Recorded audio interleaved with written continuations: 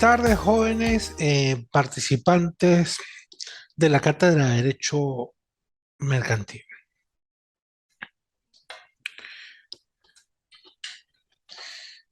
Pues la idea de este encuentro, como de todos los otros encuentros dentro de digamos, de este programa y de acuerdo a a las previsiones de nuestras reuniones virtuales, es dar apenas un leve bosquejo mínimo de las características de la rama del derecho que estamos estudiando. Entonces, en este caso, estamos hablando del derecho mercantil, de una rama del derecho privado constituida por una serie de normas que regulan aquellos actos que la ley considera como actos de comercio.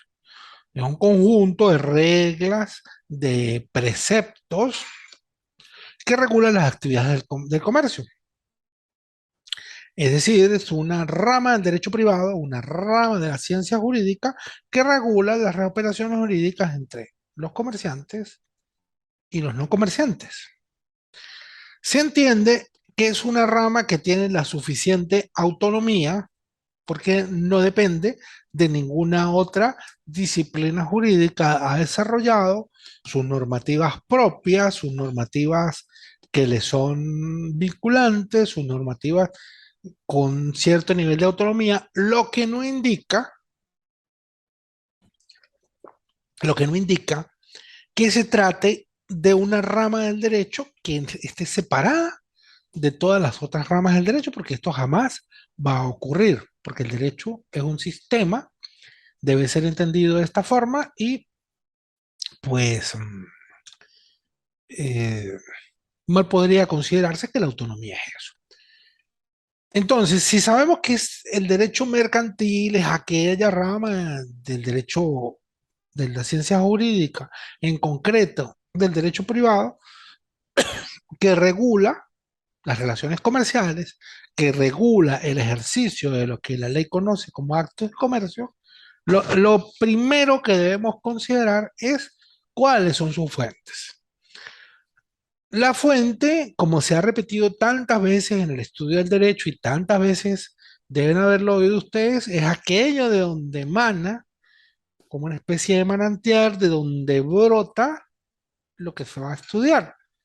Y entonces, en el caso de las fuentes del derecho mercantil, debemos estudiar de dónde brota, de dónde emana el derecho mercantil, de dónde emanan esas normas que son vinculantes. Entonces, en el derecho mercantil, la fuente primordial, y en el derecho mercantil venezolano, la fuente primordial es la ley. La ley que es un conjunto de principios normativos que regula la materia comercial. Antes se decía que era un acto aprobado cuando existían dos cámaras, por el cuerpo bicameral legislativo nacional, de acuerdo con las, con las formalidades establecidas por la propia Constitución y el resto del ordenamiento jurídico para ello. Entonces la ley sería eso, un precepto escrito aprobado por el órgano legislativo nacional del Estado venezolano, cumpliendo los requisitos para llevar a cabo esa aprobación. Eso es la ley. Y dentro de la ley por antonomasia, más no única, que regula el campo del derecho mercantil, es el Código de Comercio. Aunque también existen leyes que tienen o competencias en el campo del derecho mercantil, como la Ley General de Bancos y otras instituciones financieras, la Ley de Propiedad Industrial, la Ley de Mercados de Capitales y la Ley de Empresas de Seguros y Reaseguros. Esos serían fundamentalmente el tema de la ley. Pero ¿qué ley estamos hablando? En primer término, estamos hablando de la ley mercantil, porque Existe, de acuerdo con el artículo 8 del Código de Comercio, se dice que en los casos que no estén especialmente resueltos por el código, se aplicarán las disposiciones del Código Civil. Es decir, que se aplica la ley, pero en primer término se aplica la ley mercantil.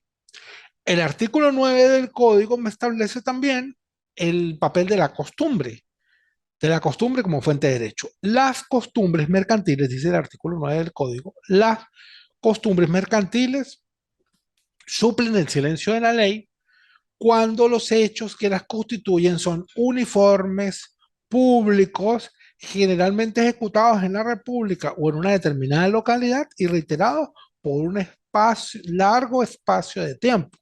Curiosa expresión, largo espacio de tiempo, que apreciarán prudencialmente los jueces de comercio. Entonces, para que la costumbre sea fuente de derecho en el campo mercantil, debe ser uniforme, debe ser pública, compartida, ¿sí? Generalmente ejecutado en la República o en una parte identificable de ella, en una determinada localidad, y debe ser reiterada durante un tiempo considerable, cuya consideración, cuya estimación corre por cuenta del juez que le corresponda tomar una decisión en la materia. Entonces, de acuerdo a esto, existe una orden de prelación de las fuentes en materia de derecho mercantil. Constitución de la República Bolivariana de Venezuela, los tratados internacionales también en cuanto son parte del ordenamiento jurídico venezolano, las leyes mercantiles poniendo código de comercio y leyes especiales en materia mercantil, aplicándose siempre el principio de la especialidad, por ejemplo, o el principio de la jerarquía normativa, atendiendo el caso concreto. La aplicación, obviamente, sumando a esto, el, sumando a esto la ley por analogía o por disposición directa, la ley civil, ¿sí? La ley civil, ya no la ley mercantil, sino la ley civil, la ley como fuente de derecho, pero ley de naturaleza civil y la costumbre mercantil. Entonces, ese es el orden de prelación o de aplicación de las normas jurídicas en el campo del derecho mercantil. Continuando con las ideas sencillas que vamos a desarrollar, pues vamos a hablar de los actos de comercio. Los actos de comercio son aquellos que tienen carácter mercantil por su propia índole e independiente de la persona que los realice. Estos son los actos de comercio en sentido extenso, dice aquí, pero más que todo son actos de comercio en sentido objetivo. ¿Por qué? Porque son actos de comercio por su propia índole, independientemente de quien los realice. Así pues, será un acto de comercio todo negocio de carácter comercial de acuerdo a lo considerado por la ley, realizado por comerciantes o por no comerciantes, debiendo existir un intercambio de bienes y servicios, eh, un intercambio de bienes y servicios con un fin de lucro. Entonces, cuando se habla de que los actos de comercio son actos de comercio de carácter objetivo, se refiere a la existencia de actos de comercio en los cuales debemos ver es la propia naturaleza del negocio jurídico que se está llevando a cabo y no las personas que lo están ejecutando.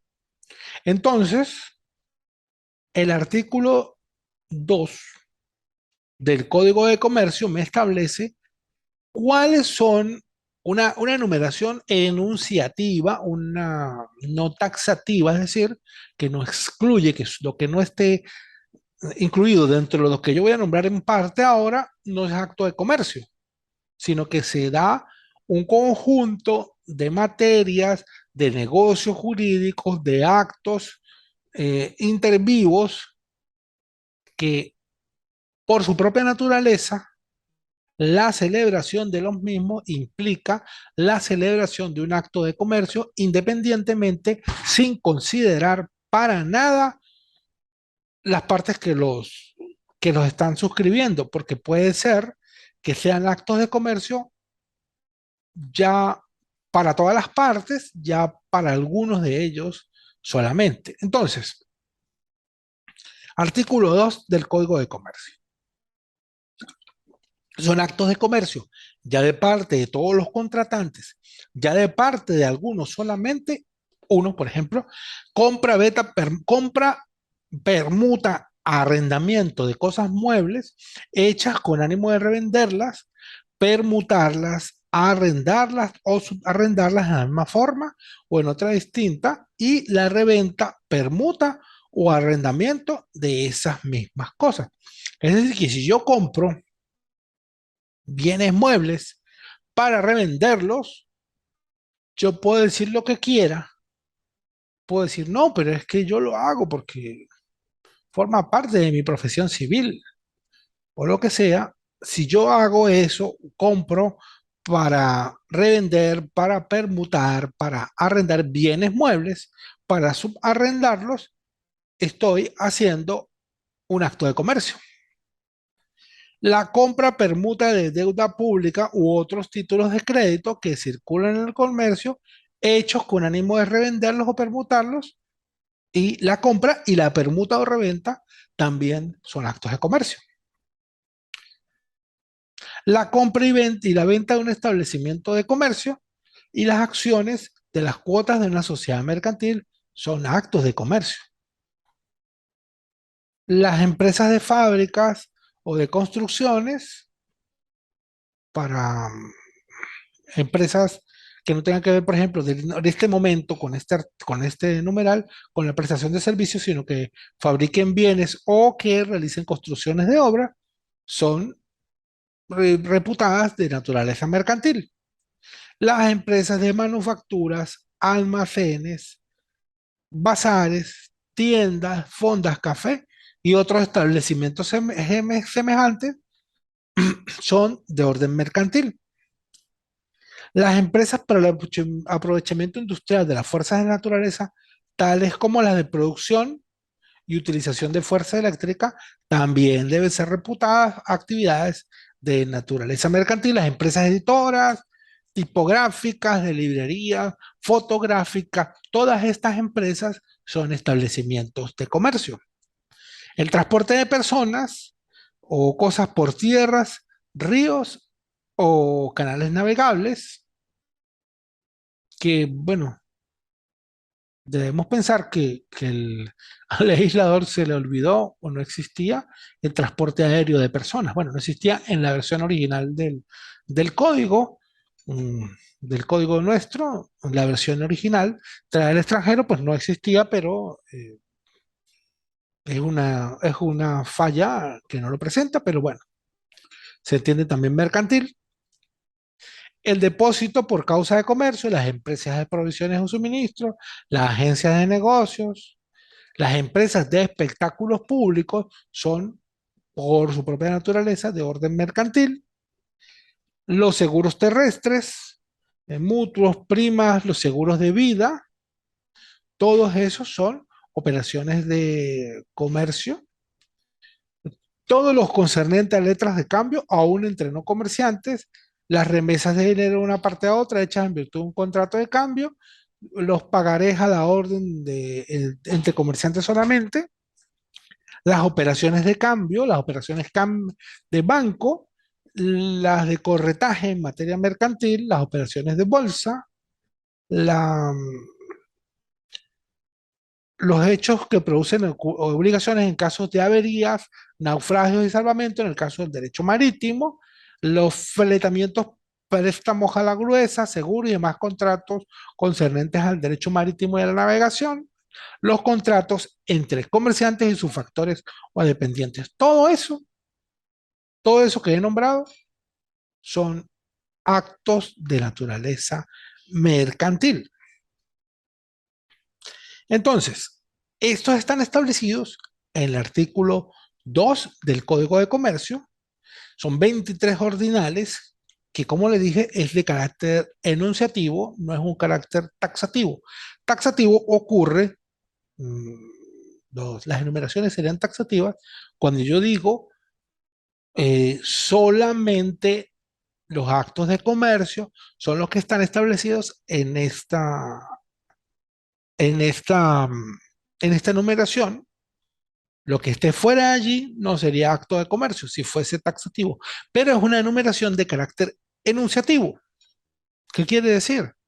Que es una especie de ejemplificación, de demostración de los casos típicos a los fines de, digamos, cierta comodidad interpretativa, a los fines de determinar para el intérprete cuáles serían las características comunes. El intérprete puede decir, bueno, sé cuáles son los actos, me imagino que tienen estas características comunes de generar, ser hechos con ánimo de lucro, de ser negocios intervivos, de desarrollarse de manera, pues, de acuerdo con, con parámetros de que conllevan una apreciabilidad económica y, como le digo, destinados a un conjunto de actividades que pueden ser identificadas con lo relacionado al campo del comercio.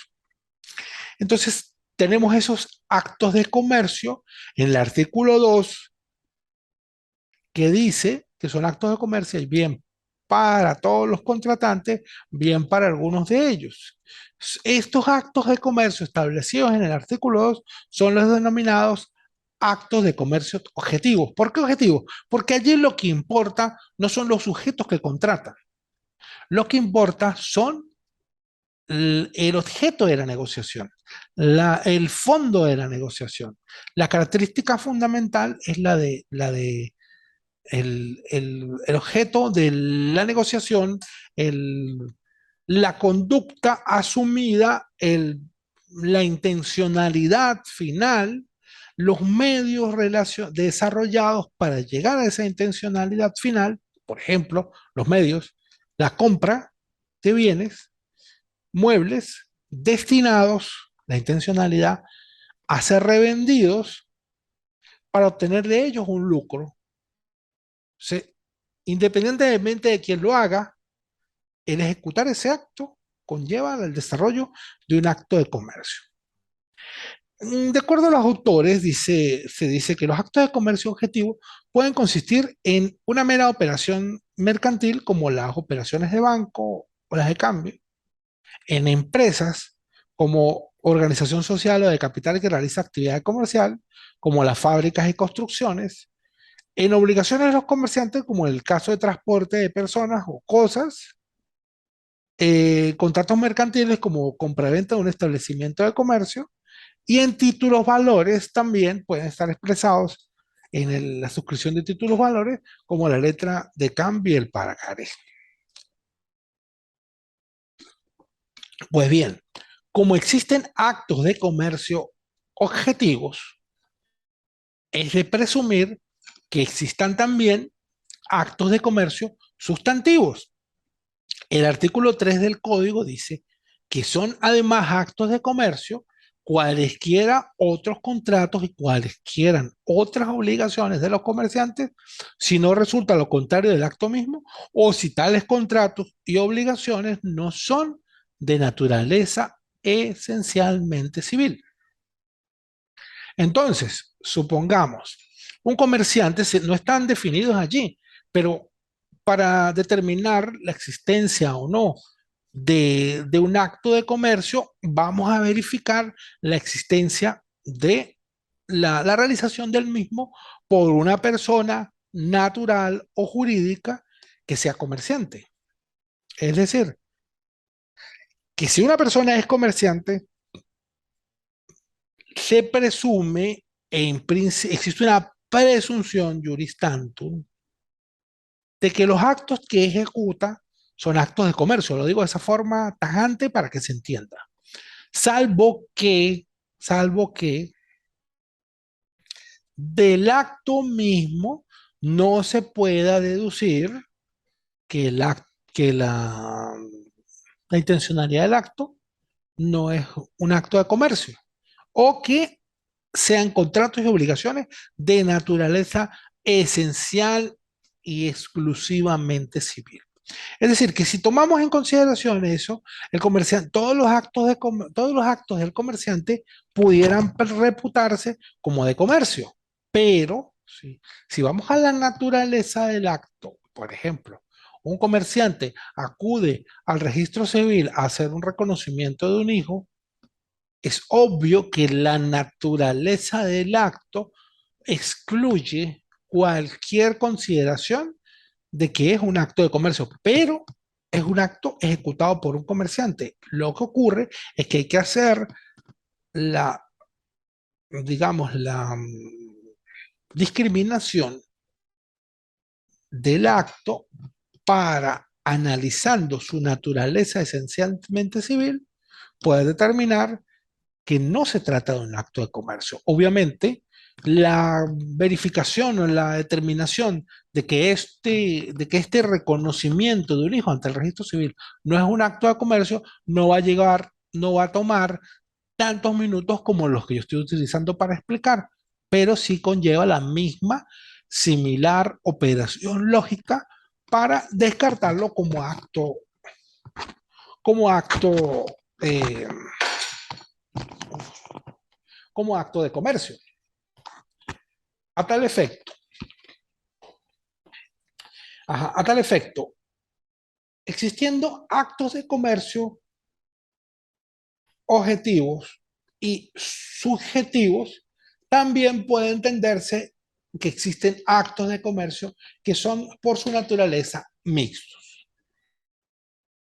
¿Por qué? Porque hay unos actos de comercio, ¿sí? Como la ley lo ha dicho, que pueden ser actos de comercio para una de las partes y no ser actos de comercio para la otra. Por ejemplo, cuando yo acudo a una empresa de seguros de cosas o de seguros de vida o de HCM, de responsabilidad civil de vehículos, yo suscribo un contrato, ¿sí?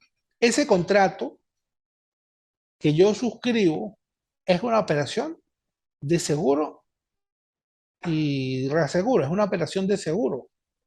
Está regido por la ley del contrato de seguros y reaseguros. Pero para mí no es un acto de comercio.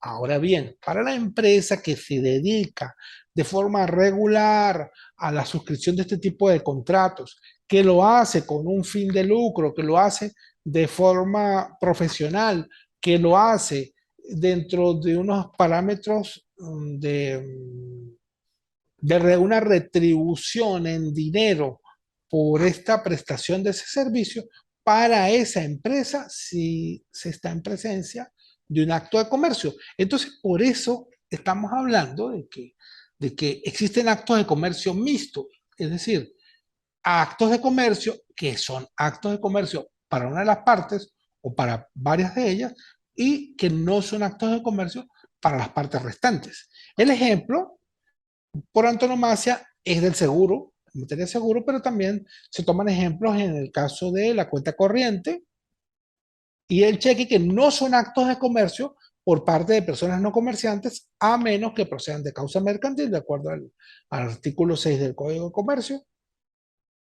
Y dice, por consiguiente, puede existir dentro, en el acto jurídico de que se trate, una naturaleza dual, civil para una de las partes y mercantil para las otras, por lo que se estaría hablando de un acto de comercio mixto. Esto es relevante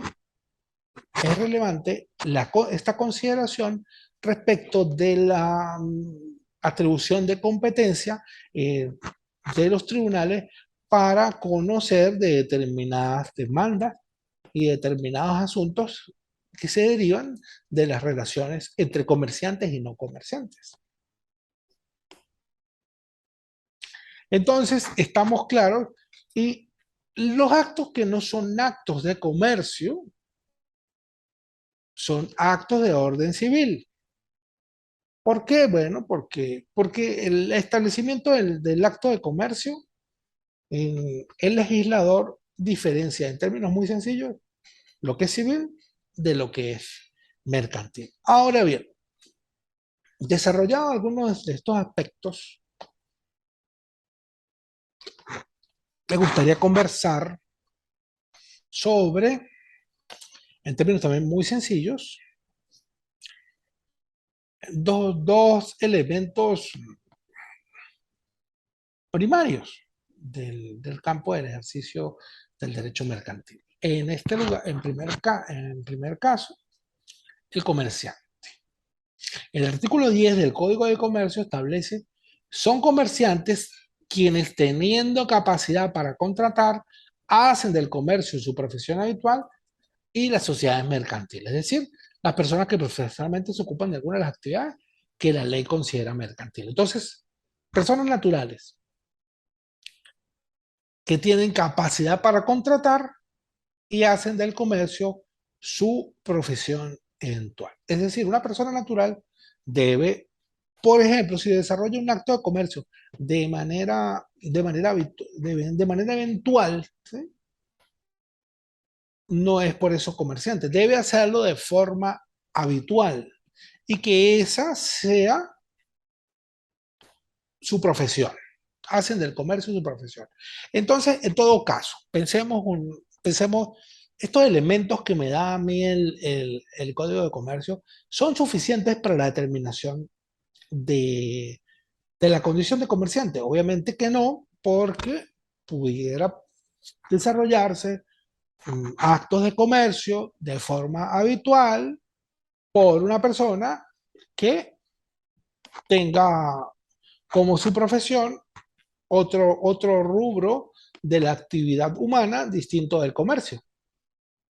Pero si coexiste, eh, si coexiste esos actos de comercio de manera habitual, aunque no haya hecho del comercio su profesión, o al menos no haya hecho del comercio su profesión principal, aunque no haya hecho del comercio su profesión principal, puede entenderse que eh, que si estamos en presencia de un comerciante. En el caso de las personas naturales, es cuando hay que revisar algunos aspectos relacionados con qué es, cuándo es o no comerciante. En el caso de las personas jurídicas, es muy fácil, porque la atribución, el establecimiento de la condición de comerciante no lo da el cumplimiento de unas condiciones materiales, lo da el cumplimiento de unas condiciones formales. ¿Cuáles son esas condiciones formales? Las de establecerse como sociedad mercantil. Entonces, por eso me da la existencia de dos tipos de comerciantes. Los comerciantes individuales se refieren a personas naturales que ejecutan actos de comercio masivos y habituales. Es una persona física con capacidad integral, con capacidad legal para desempeñar la actividad de comercio dentro de un marco jurídico establecido, siendo este su ejercicio primordial y ordinario. El comerciante social es una entidad formada por dos o más personas que realizan un contrato solemne en el cual, el contrato de sociedad, los socios ponen en común determinados bienes o actividades con el móvil de lucro a fin de repartirse los beneficios de los negocios del negocio al cual van a dedicarse. Estas sociedades se constituyen a través de una escritura pública, de un acto jurídico y un acuerdo de voluntades dado por escrito y protocolizado con las formalidades establecidas por la ley por ante las oficinas de registro mercantil. Las sociedades se dividen, por tanto, también en sociedades de personas y sociedades de capitales. Las sociedades de personas serían las sociedades en nombre colectivo, las sociedades colectivas, nombre colectivo, sociedades colectivas y las sociedades en comandita simple.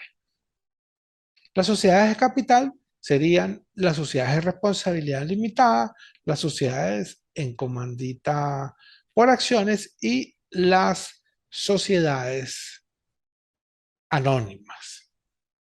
Todas estas sociedades que he nombrado, solo por el hecho de estar constituidas bajo esa forma organizacional, deben pretenderse reputadas como comerciantes.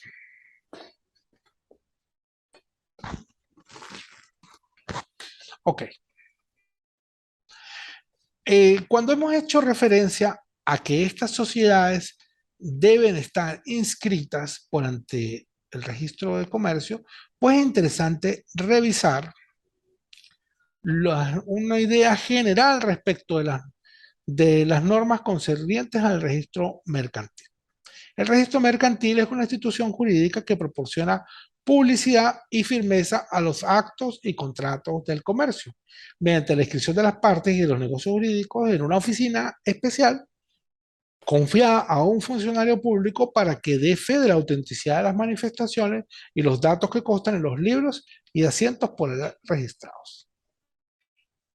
Entonces, el registro mercantil es una oficina especializada dentro de la estructura de la administración pública que tiene por fin fundamental dejar constancia y dar fe de la realización de una serie de actos que son una serie de actos que son relevantes dentro de la esfera del derecho mercantil, dentro de la esfera de las relaciones comerciales y respecto al cual es necesario establecer la legitimidad, la certeza y el tiempo de realización para que de ello se deriven unas consecuencias jurídicas relevantes establecidas en el ordenamiento jurídico.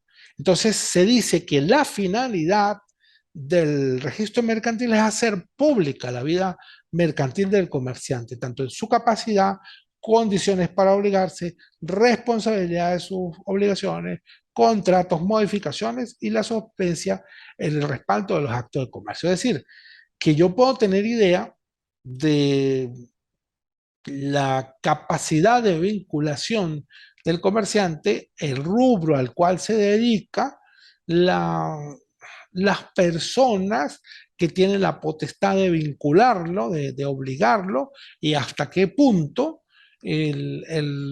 la forma en que va a responder, que hasta dónde llega el patrimonio, qué patrimonios van a responder, si sería la totalidad del patrimonio del comerciante individual, la totalidad del patrimonio de los comerciantes sociales en los casos de las sociedades colectivas o en los casos de sociedad en comandita simple o el patrimonio social en los casos en que se encuentra establecido en las sociedades de responsabilidad limitada, las sociedades anónimas y las sociedades en comandita por acciones.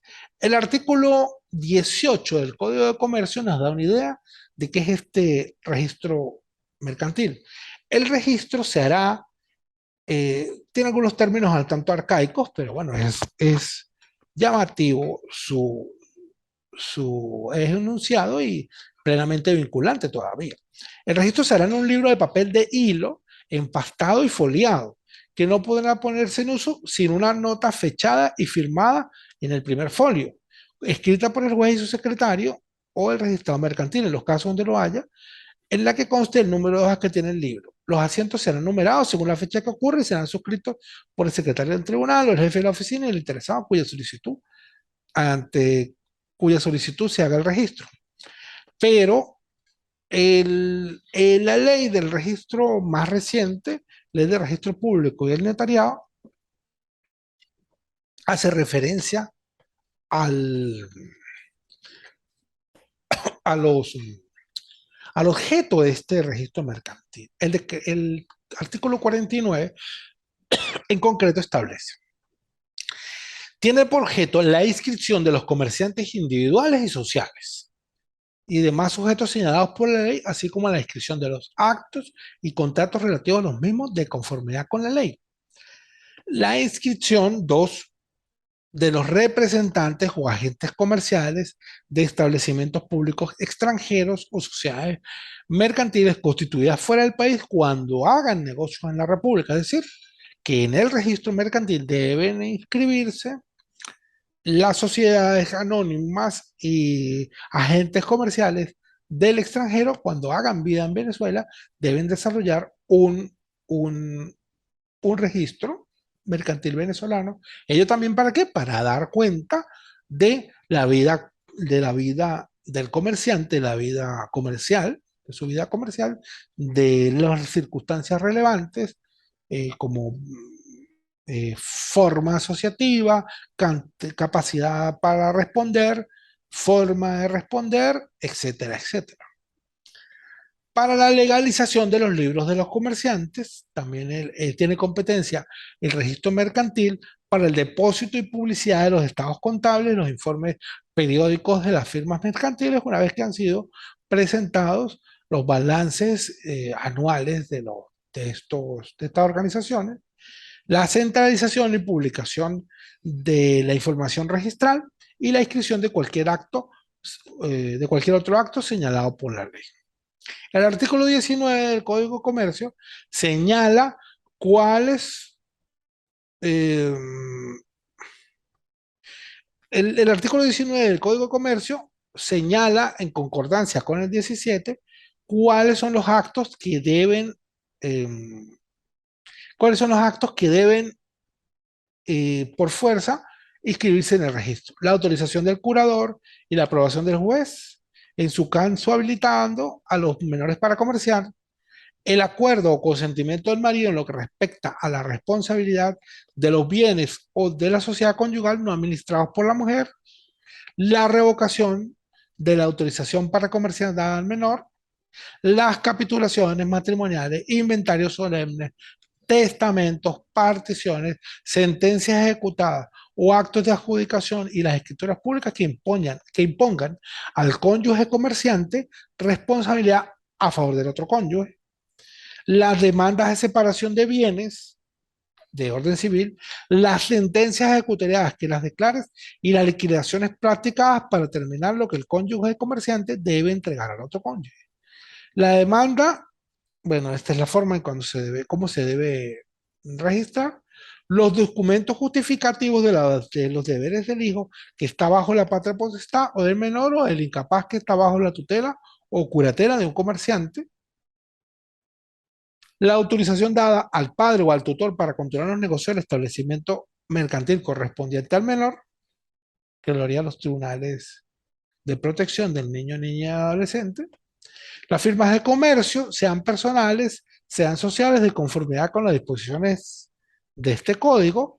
Un extracto de las escrituras en que se forma, se prorroga, se hace alteración que interesa a terceros o se disuelve una sociedad y en las que se nombren liquidadores, la venta de un fondo de comercio o sus existencias, los poderes que los comerciantes otorgan a sus factores, los documentos de constitución de hogar por el comerciante o por el que va a dedicarse al comercio.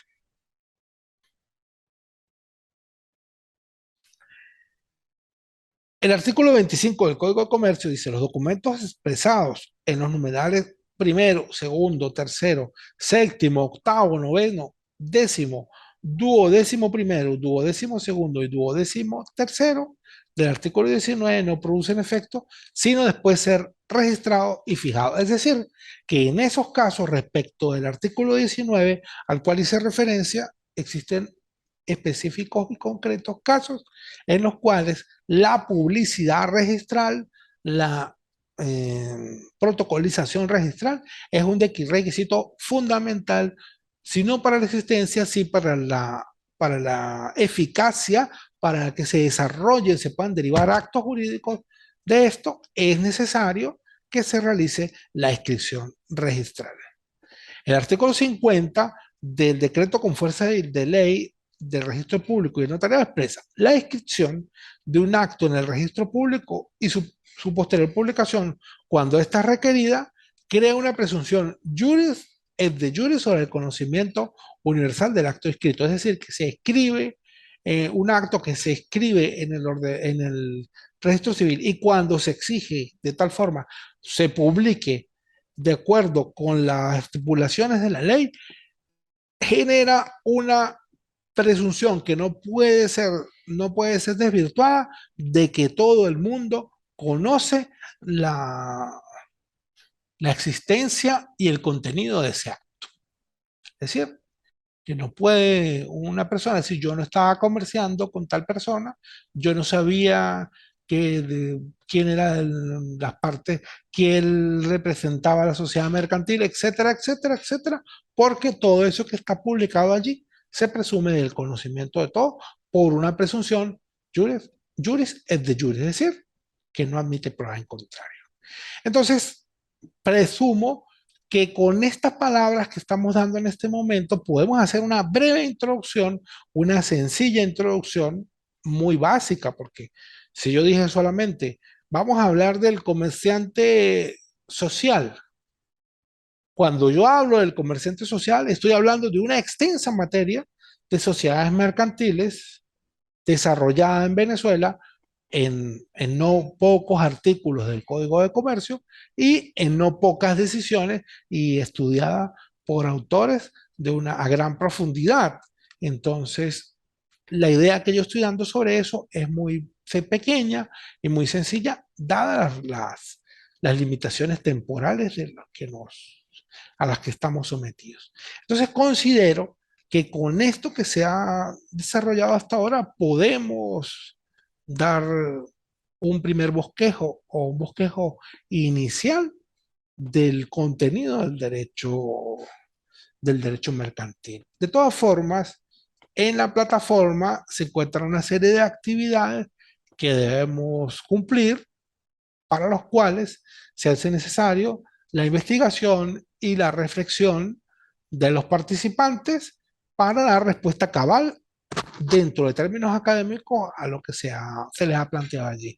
Pero en todo caso, están mis datos allí en plataforma, estamos en pendientes desde la virtualidad, pero pueden pues comunicarse conmigo para cualquier duda y cualquier